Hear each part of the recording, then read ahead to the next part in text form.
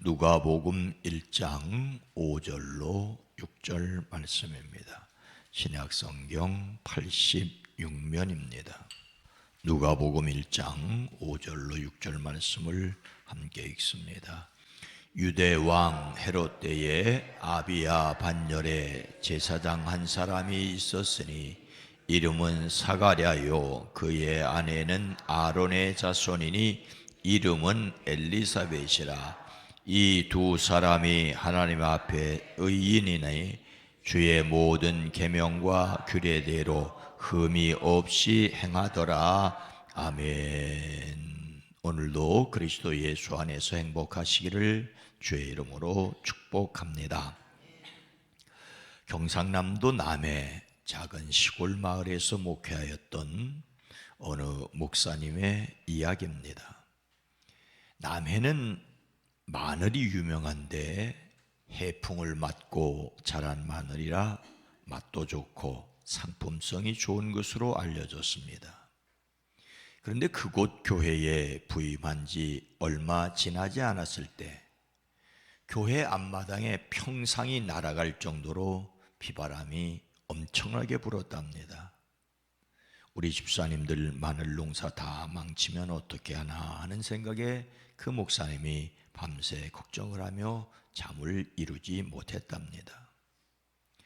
다음날 집사님들을 찾아뵙고 근심 걱정 가득한 얼굴로 비바람이 많이 부르는데 농사 다 망친 것 아니에요 하고 물었더니 집사님들이 환하게 웃으면서 말씀을 하시더래요. 목사님, 비바람 때문에 오히려 마늘 맛이 더 좋아집니다. 저희는 아주 잘 잤습니다.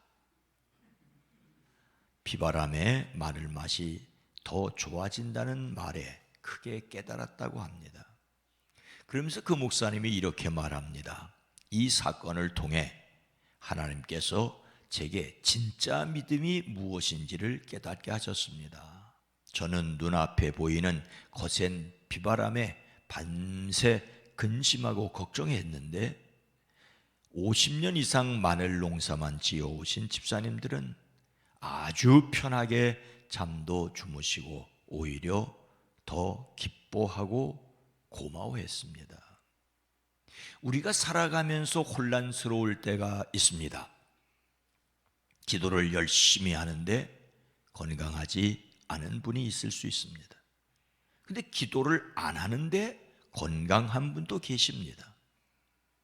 때로는 우리의 믿음과 삶이 전혀 상관없이 보일 때가 있습니다. 그래서 다른 사람이 잘 되는 것을 부러워하고 자신의 믿음을 의심할 수 있습니다. 하지만 다시 예수님의 십자가를 생각해야 합니다. 예수님처럼 말씀하시고 예수님처럼 행동하신 분이 또 어디에 있습니까? 근데 바로 그분이 십자가에서 돌아가시는 것을 제자들은 도무지 이해할 수가 없었습니다. 그래서 예수님께서 십자가를 질 때 모든 것이 끝났다고 생각하고 그들은 도망을 쳤습니다. 사람의 눈에는 그야말로 보이는 것만 보입니다. 눈에는 보이는 것만 보입니다. 눈에 보이는 것만 보고 판단하면 우리의 마음은 쉽게 흔들릴 수 있습니다. 눈으로 볼 수 없는 것을 볼 수 있는 마음의 눈을 떠야 합니다. 더욱이 하나님께서 그분이 하시는 일을 볼 수 있도록 믿음의 눈을 주셔야 합니다. 하나님께서 보게 하시는 것을 보는 믿음이 있기를 소망합니다. 세례자 요한의 부모가 될 제사장 사가랴와 그의 아내 엘리사벳은 하나님 앞에서 어떤 사람으로 인정을 받았습니까? 다시 한번 읽습니다. 유대 왕 헤롯 때에 아비야 반열에 제사장 한 사람이 있었으니 이름은 사가랴요 그의 아내는 아론의 자손이니 이름은 엘리사벳이라. 이 두 사람이 하나님 앞에 의인이니. 의사 누가는 역사적 사실을 꼼꼼하게 기록하였습니다. 예수님의 탄생에 관해서뿐만 아니라 앞서 와서 그의 길을 준비했던 세례자 요한에 대해서도 자세히 기록하였습니다. 세례자 요한의 출생을 기록하기 위하여 그 부모에 대해서도 기록합니다. 누가는 모든 일을 근원부터 자세히 미루어 살핀 후 복음서를 체계적으로 기록하였습니다. 세례자 요한 역시 하나님께서 보내신 사람이라는 것을 밝힘으로써 예수님이 그리스도이심을 더 확실하고 분명하게 깨달아 알도록 기록하였지요. 때는 유대왕 헤롯 때였습니다.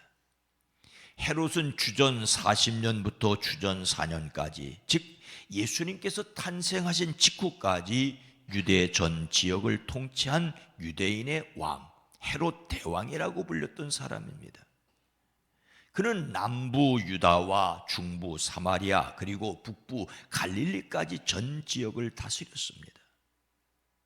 하지만 헤롯 때라는 말은 유대 민족에게 신앙적으로 어둡고 불행한 시기였습니다.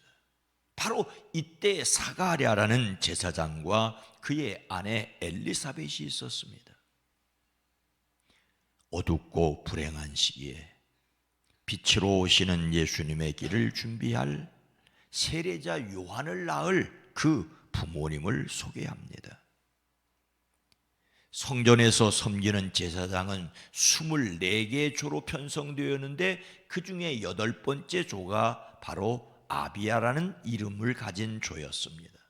아비야, 여호와께서 기억하신다는 뜻이죠. 요한의 아버지를 이렇게 소개하는 것은 요한이 정통 제사장이라는 사실을 알려줍니다. 아버지에게서 아들로 세습되던 제사장직의 전통에 따라 요한도 제사장이 되어야 할 사람이었습니다. 더욱이 그의 어머니 엘리사벳은 아론의 직계자손이었습니다. 요한은 비길 데 없는 순전한 제사장이었습니다. 더욱이 이 두 사람은 다 하나님 앞에서 의로운 사람이었습니다. 오늘 말씀은 요한의 부모가 제사장이자 제사장 가문이라는 외적인 모습만 이야기하는 것이 아닙니다. 그들의 사람 됨됨이가 어떠함을 말씀하십니다. 그들은 하나님께서 보시기에 의로운 사람이었습니다. 말씀드린 대로 헤롯 때는 영적 암흑기였습니다. 바로 이런 어두움 속에서도 영원한 빛으로 오시는 분을 안내할 사람이 있었습니다. 북이스라엘의 아합이 통치하던 암흑시대에 바알에게 무릎 꿇지 않는 7,000명을 남겨주셨던 것처럼 헤롯의 암흑기에 빛을 준비할 사람을 세워주셨습니다. 의인은 흠이 없는 거룩한 사람을 가리키는데 바로 사가랴와 엘리사벳은 하나님께 그렇다고 인정을 받는 사람이었습니다. 사가랴와 엘리사벳이 하나님 앞에서 의인이라고 인정받은 것은 그들이 어떻게 행동했기 때문입니까? 6절 후반절입니다. 주의 모든 계명과 규례대로 흠이 없이 행하더라. 요한의 부모가 어떻게 의인이라고 인정을 받았습니까? 그들이 의인이라는 말과 그들이 행하였다는 말은 연결되어 있습니다. 의인이라는 말은 그 사람의 신분이 아니라 행동입니다. 선지자 호세아는 여호와의 도는 정직하니 의인은 그 길로 다니거니와, 다닌다는 말은 그렇게 행동한다는 말이죠. 행한다는 말은 삶의 방식입니다.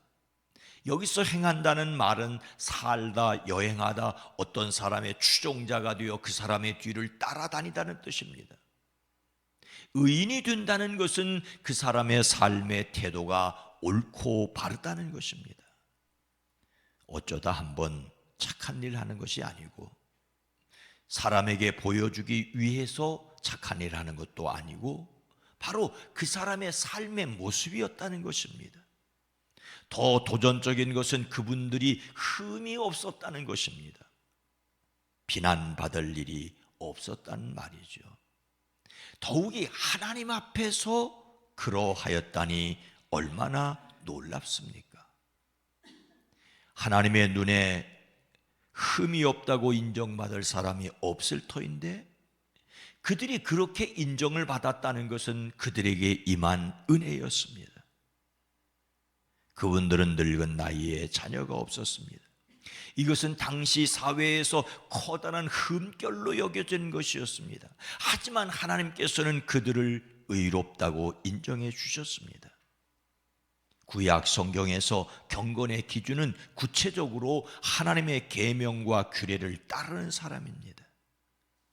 누가는 이런 표현을 통하여 요한이 구약 성경에 경건함이 실현된 가정에서 태어났음을 암시하고 바로 요한도 흠이 없는 경건을 이어받은 구약의 마지막 의인임을 말합니다.